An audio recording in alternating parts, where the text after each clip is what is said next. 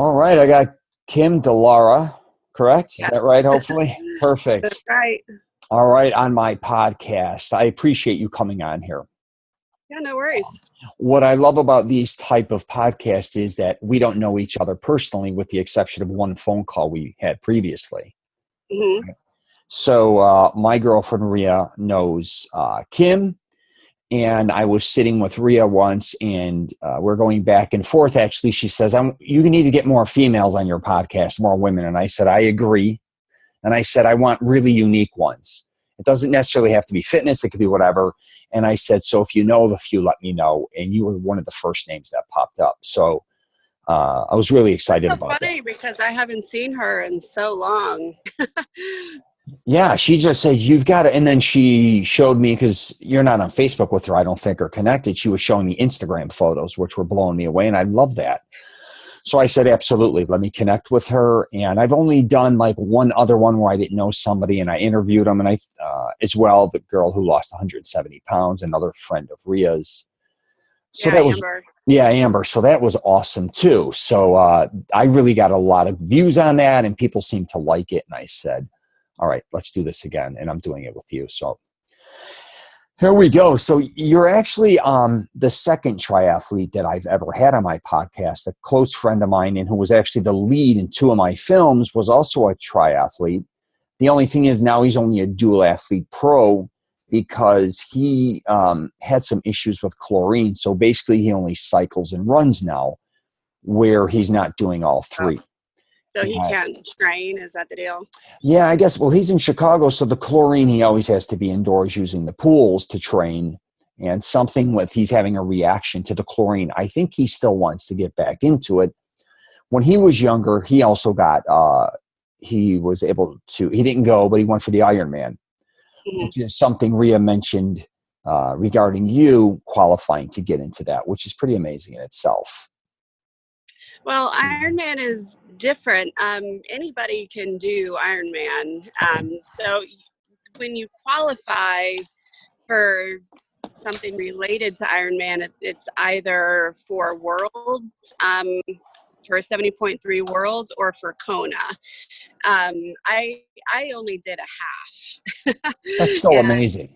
it was slow, but I crossed the finish line under my own power. So I didn't. I entered. I trained. I finished it. But I crossed the finish line upright and under my own power, so I consider that as success. I think that's a huge success. What I want to start off with you is what made you start, going into triathlons or marathons or whatever you're doing. How did that even begin? So let's start from the beginning. Did you do it to lose weight? Did you do it to get in better shape? Did you do it to prove something to yourself? We all start when it comes to fitness in different paths. It could be bodybuilding. It could be powerlifting. It could be just someone who wants to cycle, crew, sports. How did you start that endeavor? That's interesting. I mean, I only started running in 2014, and anybody can be a runner. All you have to do is put one foot in front of the other in a running motion, a forward propulsion motion. But running a half marathon or even a marathon was something that I always had aspired to do. And one day I just finally decided to do it. I hired a running coach, and she gave me some tips, and she gave me a plan, and I completed my first half marathon in 2014. But I have a little brother, and he is 5 years younger than I am. And he did Ironman Louisville, which is a full Ironman, so 140.6 miles, swim, bike, and run. I wanted to join him at his first full here in Louisville, but I was traveling for work. I probably was with Rhea at some point. And then a year later, he did Ironman Mont Tremblant, and I decided to surprise him there. Hmm. So I got to be in the Ironman Village and see people racing and just be around the atmosphere. And the atmosphere is just absolutely electric. So it definitely piqued my interest. That was in 2015, I think. the following year in 2016, I realized that Ironman was doing a half, so 70.3 miles in Raleigh, North Carolina, where he lives. And I thought, well, how cool would that be if we could do it together? Mm-hmm.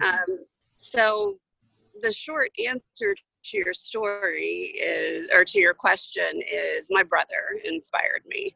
And he just is a beast, and he's so disciplined. And just being in the atmosphere and being there to cheer him on was so cool. I decided I wanted to be a part of it, and what better way to do that than to do a race with him. That's That's right. it. Yeah. Yeah. So you just basically, from the sounds of it, started this like 6 years ago, right? Like Yeah, really? yeah. I'm running in 2014, and then the Half Ironman was in 2016. Were you an athlete previous to that, or did you just decide at this point in your life that that's what you wanted to do? Well, I was never a runner previous to this. I still, anybody who runs can call themselves a runner. Mm-hmm. I'm not a good runner. I'm very, very slow. But prior to this, in my childhood, I was a gymnast. I was a competitive gymnast, as well as a competitive swimmer. More so gymnastics than swimming, but yeah, I was an athlete. But growing up in Florida, Mm-hmm. where I spent most of my life, I guess at this point, you really could swim before you could walk. So for me, triathlon was just it was appealing to me because most people, when they do triathlons, they have the most trouble with the swim. For me, that was the easiest part because I have no fear of the water. So I was a gymnast and a swimmer. What makes you, so you have an event coming up? Because say I lift weights or I do whatever I do. I swim in the gym. I do all these different types of things. It's more or less to stay in shape, look decent and feel good, right? There's a simplicity to it. You kind of go through an excruciating, putting yourself through a lot when you're doing these triathlons, even running those amounts, that length. What pushes you from one event to the next? Are you competing with yourself? Are you competing with your brother? Are you competing with others? Or is it just something you just feel like you need to do? I would have to say to the challenge. I never compete with my brother because he's in a totally different league. He is twice as fast as I am. But for me, I'm always competing against myself. I like a challenge. I tell people that I'm the world's worst triathlete. I'm the back of the packer. So, I'm usually one of the slowest out there, but I have an intense fear of failure. So I would have to say that if I sign up for something, the fear of not crossing the finish line or not living up to my own expectations is what drives me. But once I get there, the race atmosphere, I tell a lot of people that I'm in it. It's just such an awesome community. It doesn't matter if you know the person or not. You get out there and you support people and you cheer them on. I love the atmosphere. So I would say that being addicted to the challenge, not wanting to fail and just enjoying being around the triathlon community is what keeps me going. Absolutely. Do you inspire others, because you have a social media page, obviously, on Instagram and stuff, and it looks like to me you really do inspire a lot of people out there that either have always wanted to do it or have kind of dragged their ass on it. Do you find that kind of rewarding as well? That is really anyone who looks at Instagram and Facebook, I think they would probably challenge somebody who posts a lot on social media that it's all for vanity. But to be honest with you, for me, the only reason I do post any kind of workout that I do is because I want to inspire somebody. Sure. I had a complete career change. I'm going to school so I can change careers from when I worked with Bria before. I do want to help people. I want to help people feel better and move better and live more fully and thrive. And so the only reason why I post what I do in terms of exercising and training for myself is so I inspire people. And people say that it does inspire them. So I keep posting. Absolutely. And I just figure if someone doesn't want to see it, they can just scroll right on by. It doesn't hurt me a bit. Yeah, and like everyone has a different workout routine or how they get prepared for their shows. Can you give me an idea of someone like yourself, how you're preparing for these, the triathlons, or how you're like, I've never done one, and I know a lot of people that do. Do you spend, like, say, for instance, 2 hours running, X amount cycling, X amount swimming per day, or do you break it up in, like, I run Monday, Wednesday, Friday, I swim Tuesday, Thursday, weekends I cycle? How does your workout routine how's it develop? How did you create it? Well, I haven't done a half Ironman since 2016. All of the triathlons I've done since then have been sprints, and then I sprint distance, which is much, much shorter, about a quarter of a half Ironman, I guess. So my training for sprints looks very different from a half. So if you go back to the half, I would, if I was training on the bike, I'd spend 4 hours on the bike riding, either on the trainer or outside. The run, which may or may not come after the bike training, would be anywhere from a quick 1 or 2 miles on my feet after the bike, just to get your legs acclimated to moving in that way after spending 4 hours on the bike. Or it could be an hour or 2 hours. Sure. So training for a half Ironman is very different than training for a sprint. I'm not as disciplined when it comes to training for a sprint, but I was more disciplined, very disciplined actually, about following a plan when I trained for the Olympic distance in Chicago. So that would entail an hour in the pool, followed by a 30-minute run, or 2 hours on the bike, followed by an hour run. Or maybe it would just be one discipline a day, but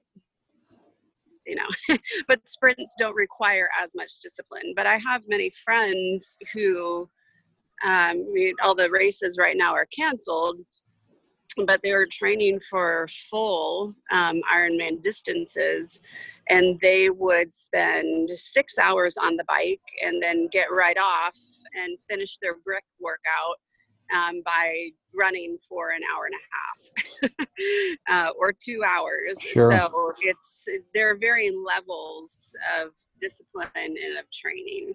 Now, it's interesting because I guess this doesn't really apply to your question about the training, but you asked about inspiring people, and I wanted to say this. One of the reasons why I post so much on social media, or the main reason, the only reason I post so much on social media about my workouts and about what I'm training for, is to inspire people. And the reason people, I think, find it inspiring is, one, because I'm not young. I'm 47 years old. And most people get into this when they're young. But there are people in their 80s, and I think even one person in their 90s who still does a full Ironman distance. But also, when you do triathlons, there are people of all shapes and sizes. So when people think triathlete, they think these, ripped beasts of, machines of humans. But when you actually get to a race, there are people that look like that, but more often than not, there are people that look like me. Yeah. So if you were to put me in a lineup next to, 20 people who look like what you would imagine a personal trainer would look like and say, which one is the triathlete? I'd probably be the last one that they pick. So my whole point for trying to inspire people is that anybody can do it, to make the point that anybody can do it. If I can do it, anyone can do it. Gotcha. And that's, absolutely. Yeah. Do you plan on being a trainer, or are you training people now, or is that something you plan to get into in the future? Yeah, well, with COVID-19, all the gyms are closed, but I had an idea for a really unique boutique fitness studio. So I decided, well, it'll probably be a good idea if I'm going to open a fitness studio that I actually have my personal training license or certification. So I got that. And so I do personal training now. I've been doing that since 2017. And I'm also a group fitness instructor.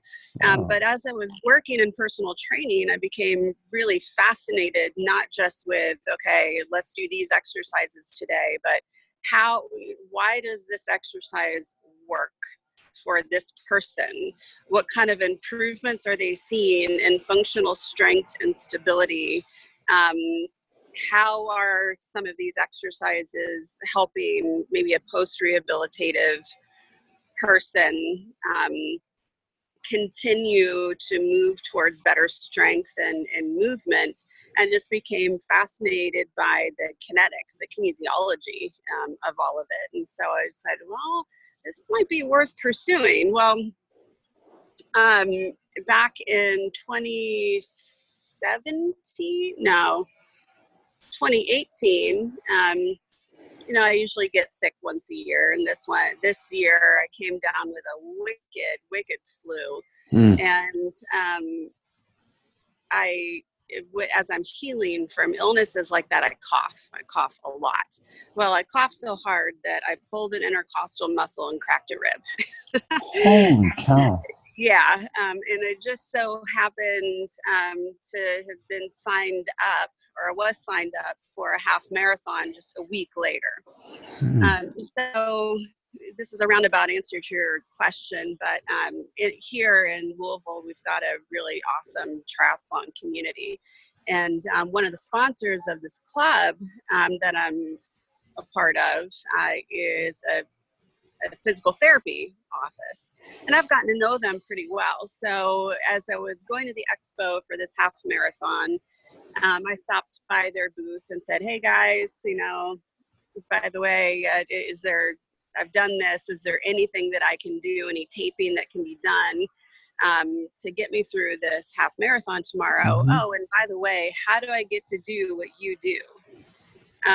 So they said, nope, can't. You just run through the pain, or you pull out of the race. And the answer to your second question is, you can be a physical therapist by going to school for 6 years and being in debt up to your eyeballs, or you can get a 2-year associate's degree as a physical therapist assistant, not be in debt up to your eyeballs, and actually have more hands-on with the patients than the physical therapists do. I said, that sounds like that's for me. Right. So I shadowed a couple folks at Pro Rehab here in Louisville, and they're just amazing, just wise, kind, amazing people at what they do. And I think 3 weeks after I shadowed them, I quit my job. Really? And went back to school. So yes, I do personal training. That led into an interest in physical therapy, which led to leaving a 13-year career. Pardon the noise, the lawnmower is going by. So it led to leaving a 13-year career to go to school to pursue a degree as a physical therapist assistant. Gotcha. My story. Yeah.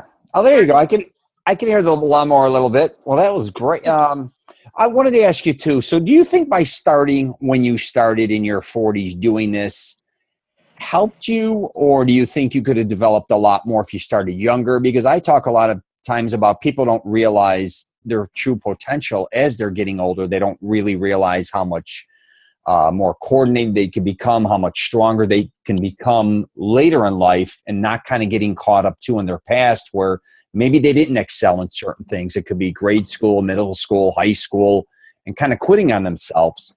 But people like in their 30s or 40s don't really understand that they haven't discovered their true, I'm not saying calling, but when it comes to working out or fitness, that they really can excel a lot more than they ever dreamt. Were you kind of like that, even though you played sports in your past, but did you find later you really were excelling? Oh, I'm past what I think was my physical potential. Gotcha. I was in much better shape and stronger and had more endurance, when I was younger. Okay. But in terms of careers, I don't think that people really know what they want to do until they're about, when they want to grow or when they grow up until they're about 10 or 15 years away from retirement. that's just how I think Funny. life works.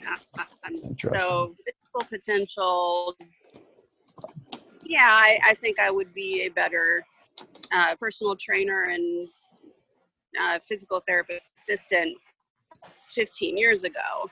But career-wise, I don't think I could have picked a better time because my past years, this is number 3, I think, gave me a lot of tools to be a really good physical therapist assistant. So, it requires a lot of hands-on and strength, but most of what physical therapy is being able to listen to people and to communicate in ways they can themselves. So as I started working after college. So I think now I'm in a better position to succeed at the career that will take me into retirement. Gotcha. Do you plan on, ever doing another triathlon, or do you just plan on being a runner in the future? Or do you think you're going to kind of are you doing any type of CrossFit? Are you doing any other type of, I guess you could say, different things related to fitness, or do you just kind of, this is it? I had actually signed up for a couple of sprint races. There was supposed to be one the Sunday before Memorial Day. There was another 2 weeks later, and then I've got another one that I'm signed up for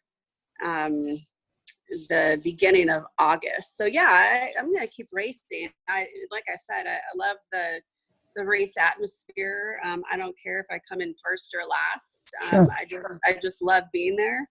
But it also gives me a little bit of a goal to keep training and, stay fit.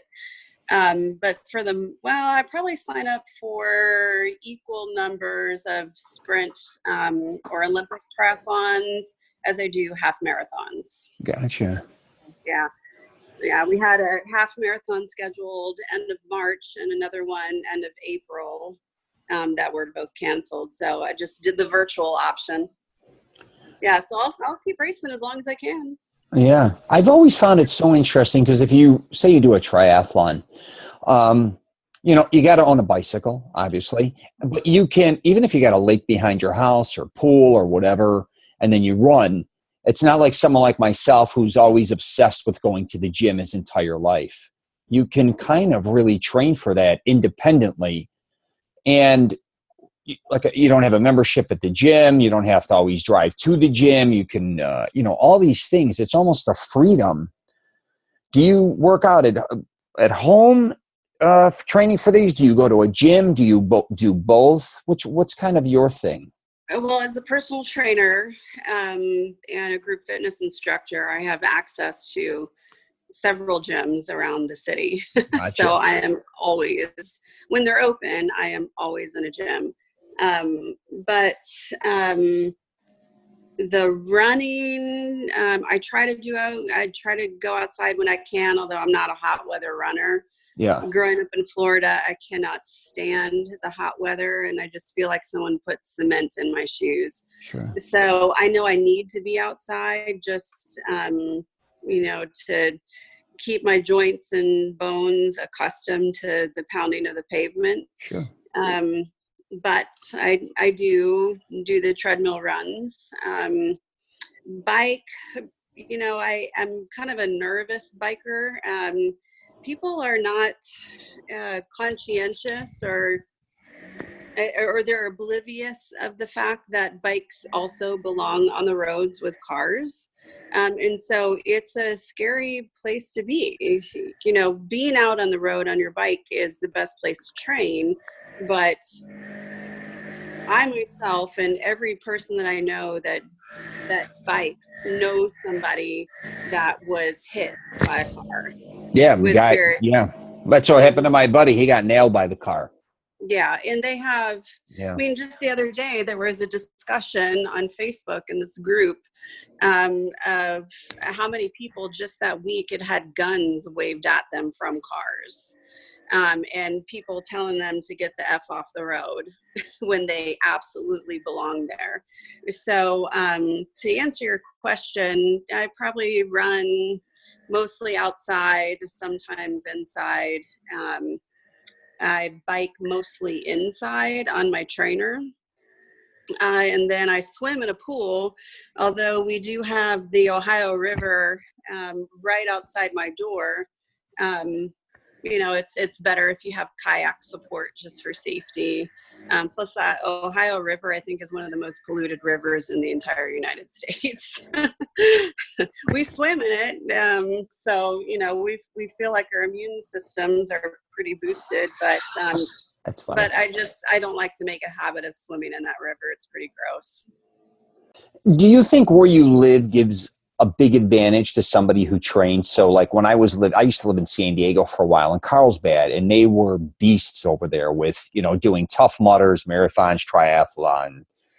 Everything was kind of there for them. And I know Florida, you got humidity and stuff, but California with the hills, it seems like it was really set up for people to cycle, run, swimming in the ocean. I mean, you're doing yoga on the beach. It's all really so fitness orientated. It's a lifestyle, like legit, like I've never seen before living in Southern California. Even though Florida likes fitness and stuff, but like I said, a lot of times in Florida, they run a lot of times early in the mornings because they try to avoid the heat or whatever the case may be. So now you're in Kentucky and you've lived in Florida. Do you think where you live gives you a big benefit or a boost compared to like if you lived in, say, South Dakota hypothetically, or even New York, where you don't have maybe all the things that somewhere like California, Texas, Florida, as far as, not having to deal with weather conditions, extreme, the East Coast, the Midwest? Mm-hmm. Well, swimming, no. Because the open water options are pretty polluted. And then we don't seem to have a lot of pool options. And the one kind of public pool that we do have is often threatened with their funding being pulled. So swimming, no. Swimming is a little bit harder to get that training time in. And then you're also dodging, closed lanes because of swim lessons or fitness classes and things like that. Biking and running, yes, I do feel like there is a bit of an advantage because we have all 4 seasons here. And we have some elevation. So they're just 20 minutes north of here. There are some big hills that if you can, ride up those hills on your bike, you're going to have a piece of cake of a time at just about any race you go to. they're pretty rough. It's just over the bridge in Indiana. But yeah, we've got a lot of elevation changes. The only thing that I would say, if you were to do a race that was in a town where the entire town was elevated, so like Boulder, for example, you would really have to spend a lot of time in that town acclimating to the higher elevation. We just don't have that. We're basically sea level. But I don't have any aspirations to do, at this point, to do races in that kind of scenario. So when you're preparing for something like what you're doing, a lot of times your nutrition, like your, I don't want to say diet, are you loading up on a lot of foods to, you're burning off a lot of energy and a lot of calories? It's obvious. It's kind of like a lot of people want to, I think, lose weight, get in shape. But then when you're doing something like you're doing, what type of calories are you intaking? Does it cost a lot of money to keep up with, even doing that? Because you're going to be eating a lot more, maybe supplements. I don't think a lot of people think about that when maybe they're considering training for a marathon or a triathlon. Well, I heard something from my brother who has done full Ironman competitions. And he, in his first one or two races, he kind of struggled with that piece. And prior to his third full, he had the opportunity to ride with some of the pros who were there for that particular race. And just ask, pepper these people with questions. And one of the pros told him that it's not a speed competition, it's an eating competition. Yeah. And so when he heard that, it's about how to manage your hydration, how to manage your nutrition, so you keep the energy up, but you're not too full. He sought guidance from a nutritionist, and he says it completely changed the way he races. Yeah. Now I never truly figured that out. So, I briefly told the story of the Half Ironman that I did. The reason, technically I DNF'd, which is did not finish. I actually finished. I crossed the finish line upright under my own power. But I was 6 minutes and 24 seconds past the cutoff. And the reason for that is because my back, after the bike, my back locked up. I finished in the shape of a C. I was almost completely bent. Like this side. Yeah. You're kind of running. I got you. I got you. It was so painful. And I really think that part of that was due to hydration levels. Now that winter, so that race was in June of 2016. I started my training in January. And that winter was exceptionally cold. So almost all of my training was indoors. The running, the biking. Gotcha. And unfortunately, that June that I did the Half Ironman in Raleigh, it was one of their hottest summers or Junes in recent history. So I went from cold to really, really hot. And so I think one of the reasons why my back locked up is because I was dehydrated. Wow. Yeah. Yeah. So to answer your question, I when that pro told my brother that it's more of an eating competition, I absolutely feel that that's the case. But I haven't really been in a position of having to do something like hire a nutritionist, because I've only done sprints and Olympic distances since then. Gotcha. So yeah, you take a couple gels with you. You take advantage of the water stations. You bring water bottles on the bike, but sure.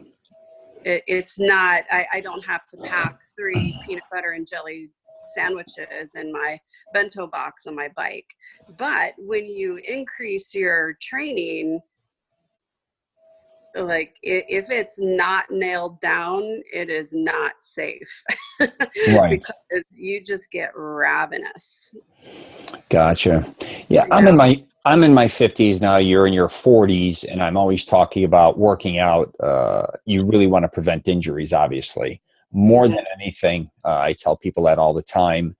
There's a big difference between pushing yourself at a certain age to get certain results, which are wonderful, and then there's other times where you're pushing yourself, where you're injuring yourself. You kind of got to pay attention to that. In your case, I spend a lot of time. A third of my workout is warming up.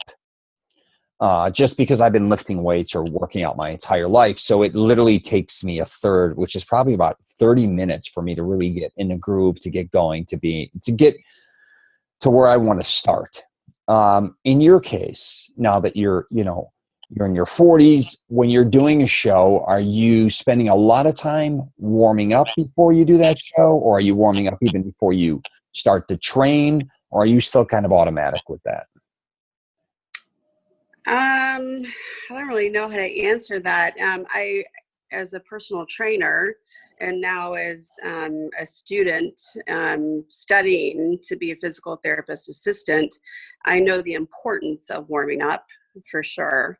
The analogy that I give to my clients who don't want to spend the time warming up is, have you ever tried to roll out cold dough?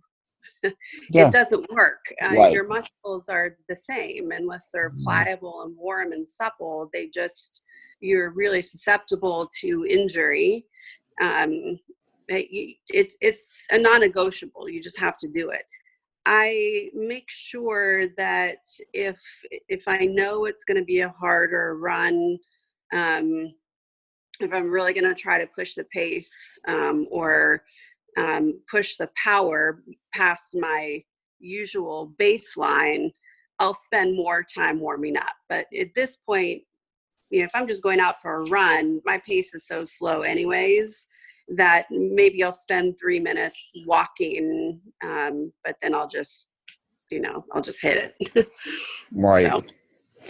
When you're getting ready to train for a marathon, triathlon, whatever the case may be, your off days now, do you just not take a day off getting prepared for that? Or do you have days you're off getting massages, jacuzzi, sauna? How's your off days regarding when you're training compared to your on days? um don't really have many off days. But when I do take them, I really take an off day. But I feel like I do so much cross training. So I'm a group fitness instructor, and one of the formats that I teach the most, especially right now, is bar three. So I'm a bar three instructor, and I just find that to be so complementary to the training that I do, Mm-hmm. that when I do bar three, not that it's easy, because it's not easy by any stretch of the imagination, but we do preach the importance of modification, really listening to your body and modifying in a way that works for you that day, even if you needed something different the day before.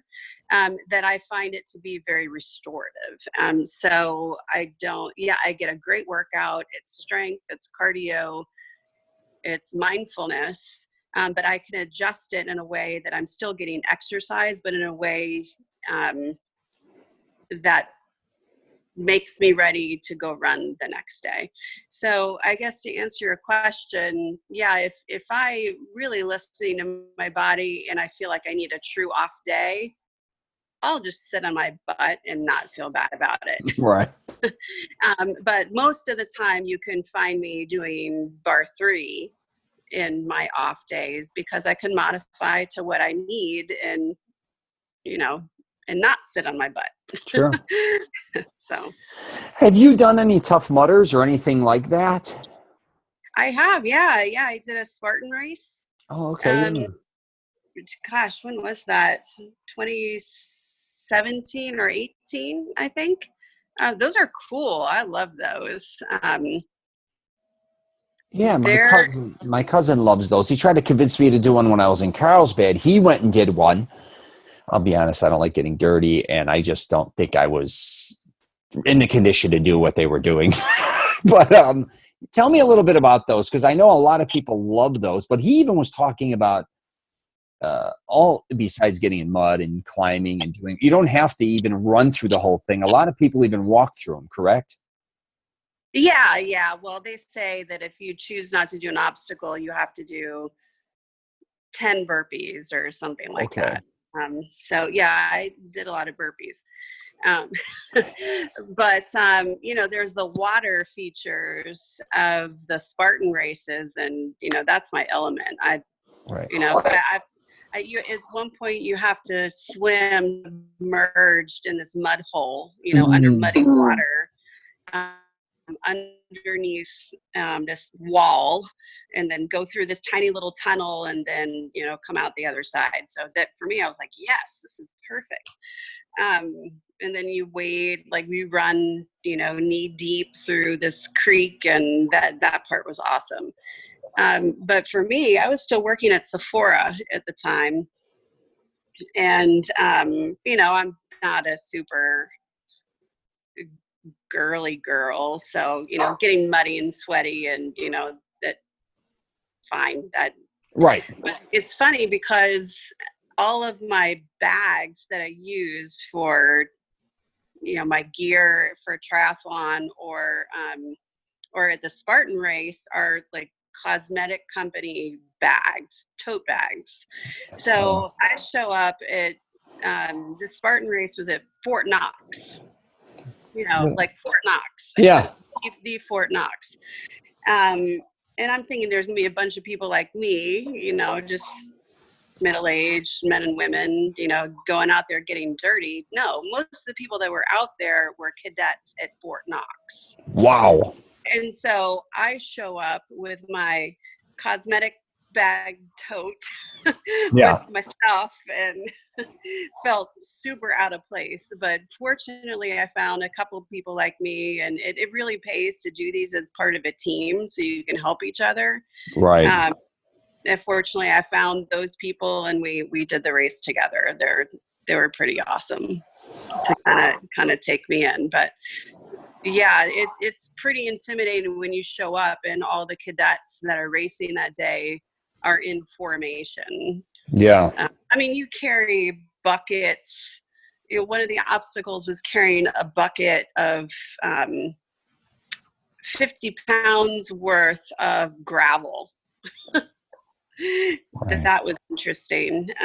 You climb these rope ladders. The only thing I absolutely refused to do was the Atlas carry. It was like a 70-pound solid cement ball, and you had to basically roll it up your body and put it on your shoulder and walk 20 yards one direction, do 10 burpees, and then do the same thing and walk back and do 10 more burpees. Well, I've had spine surgery.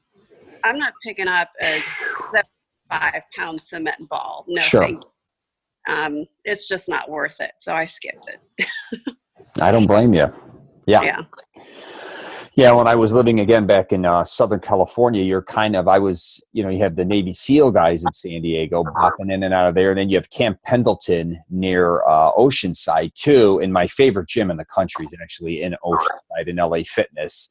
And I moved there like 10 years ago. And I remember seeing not that CrossFit like in its infancy, but I kind of was looking at it going, wow, this is kind of like military meets weights. You know what I mean? With their workouts.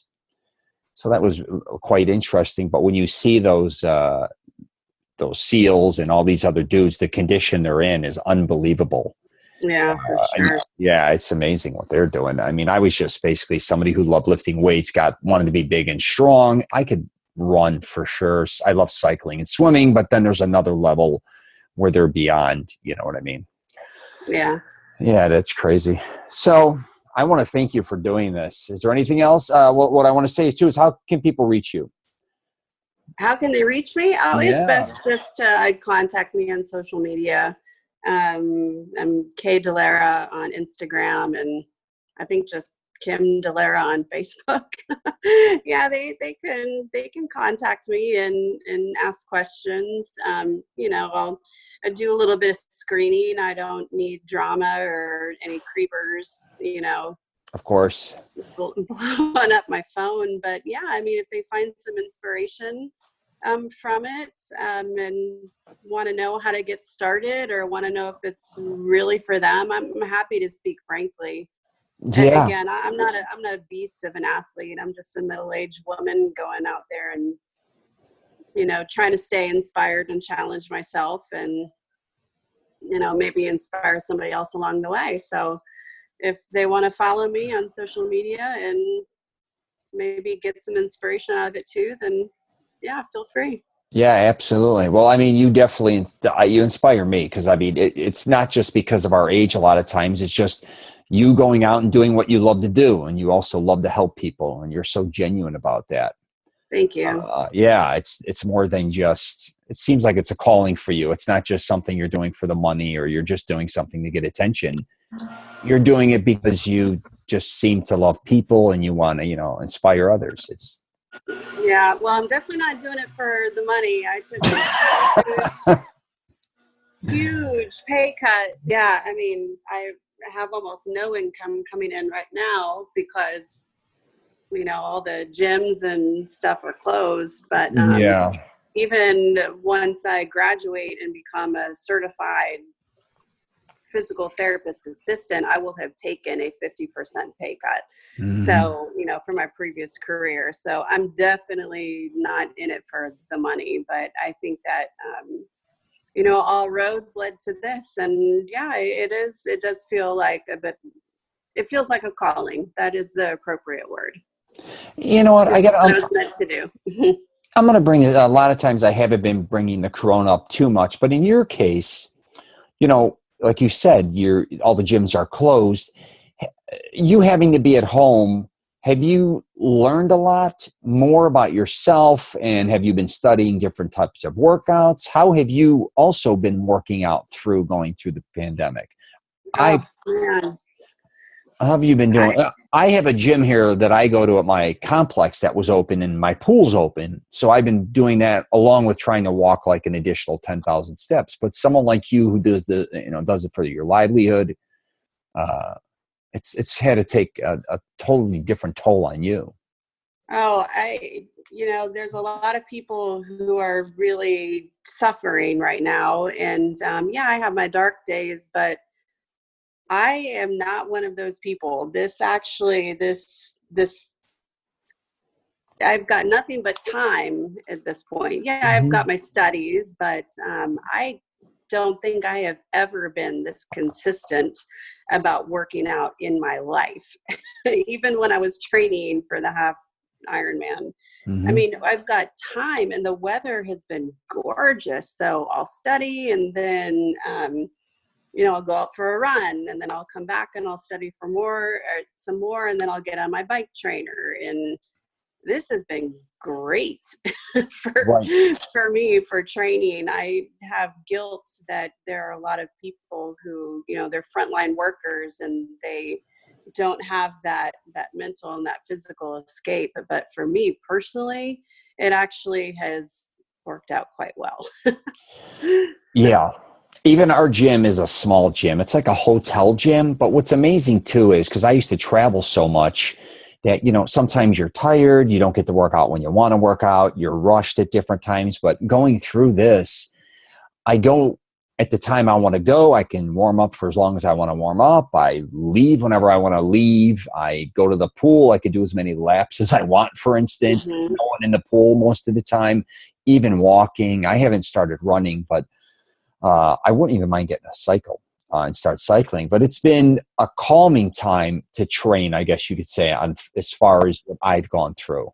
And also, when I've been discussing this in my YouTube videos, not podcast, this is sometimes the time to realize it's time to learn a lot about. If you wanted to learn about nutrition, do it now. You wanted to learn about becoming, a marathon runner, whatever the case may be. There's so much information where before we kind of got caught in a rut, just doing the same types of workouts over and over again, where you know, there's things out there we may go out and try and enjoy more than what we're even doing now, but you got to learn about it a little bit or see what's Yeah. out there, I guess. So. Oh, it just occurred to me now that I'm looking at my door. I'm certified in TRX, No and shit. I gotta tell you that the TRX, it's one of my favorite things to incorporate into the training programs that I do for my clients, my personal training clients. But damn, am I grateful to have my own set of straps, because just the other day, Yeah. my husband, I taught him some moves on TRX, and we have the fixture that just goes right over your door, and then you can do it in your home. But Mm-hmm. there have been a couple of days where I've taken my TRX straps and just found, a good sturdy tree and done TRX in the park, because the gyms they are not safe. People cannot be relied upon to socially distance themselves and to clean up after themselves. There are people who still do not take this seriously. And so until, it's going to be a little while, but until I feel safe to go back into a gym, TRX and bar 3 is my strength training. And I got to tell you, TRX, I know they can be expensive, but the yellow and black straps are the original. They are still the best, and they are worth every single penny. Yeah, Get them. I believe you. Rhea, I told her, because she's a gym girl now. She's been going to LA Fitness with me for like the last 5-6 years, and she loves LA Fitness. Then she loves, not necessarily because she takes any classes there, she loves the weights. She loves the sauna. I think she likes the atmosphere. But I remember when, they closed our gyms down, she was like, what am I going to do? And I said, you're going to probably end up getting in better shape than you've ever been. I'm going to tell you why. And the reason I told her I thought this was because, and she did it, she ended up signing up for Beachbody. She's also been working out with her girlfriends through Zoom and she's been walking a lot. So she's always like, she works so much that a lot of her gym visits were kind of cut short. And we also were eating out a lot of times, right? So you're eating a lot of foods that you made, that aren't always the most healthiest. When now a majority of our meals we're eating at home. She's been working out. She even went to the pool the other day, but she's really, I think, feeling different too, because doing weight training and stuff, as you know, compared to her doing now, like every day it's a different thing. She's doing yoga one day, cardio the next day, all these different things. She's getting in a different type of shape. And I think she really likes that. And during this pandemic, I think people had to decide, you want to get in better shape, worse shape? Do you want to stay in the same shape? It was all up to you. You kind of get exposed. You don't always need a gym to get in shape or stay in shape. Yeah. Well, the one good thing from the social distancing or the quarantines is fitness has never been more accessible. Absolutely. Honestly, if there was ever something that you wanted to try, but were intimidated by going into the gym and, thinking that people were looking at you or judging you, now is the time to try it, because there are so many free live streaming opportunities. Just try something new in the safety of your own home. So in my opinion, I've mentioned this to a couple of people, for the fitness industry, well, yeah, gyms are closed right now, but this is the time to really show potential new clients what you've got, because people are hungry for it. But yeah, fitness has never been more accessible. You think you could train your training for, say, at home? I could, but number one, I don't have the time to do it for free. And number two, because I like to keep everything on the right side of the law. So my personal training right now is done through the YMCA. I love it. They're not allowing, virtual personal training sessions right now. So yeah, I technically could train people online and take money for it, but I'm not a licensed business owner in the state of Kentucky. Gotcha. So yeah, I could take money under the table, but I'm not going to do that. So, Right. so the answer to your question is, yeah, I could, but right now there's not a way to do that legally. Gotcha. Yeah. Oh, see what I mean? You're inspiring others to be legit on many different levels. Yeah, Not just in training, but living a nice, clean, healthy life. That's wonderful. Yeah. All right, Kim, that's all I got for you today, man. We got to do a follow-up one day. Maybe you and your brother, if you want, or if you ever want to come on the show, I'd love to have him. I can send you his contact information. I'm a family person. You know, I love my family. I'm especially close to my brother, and he's so inspiring. That's wonderful. He's always inspired me, and he's just an all around good guy. So yeah, I can send you his contact information. And yeah, he's got 2 little ones, and he's working right now, so he may or may not have time for it. I'm not sure, but yeah, if he can talk to you, he's really an awesome person.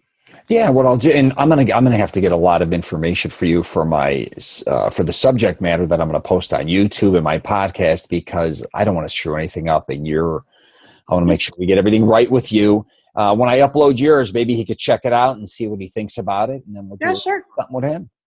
Sure. All right, thank you again. My pleasure. All right, take care and stay safe, please. Thanks, you too, Rich. Take care. Take care.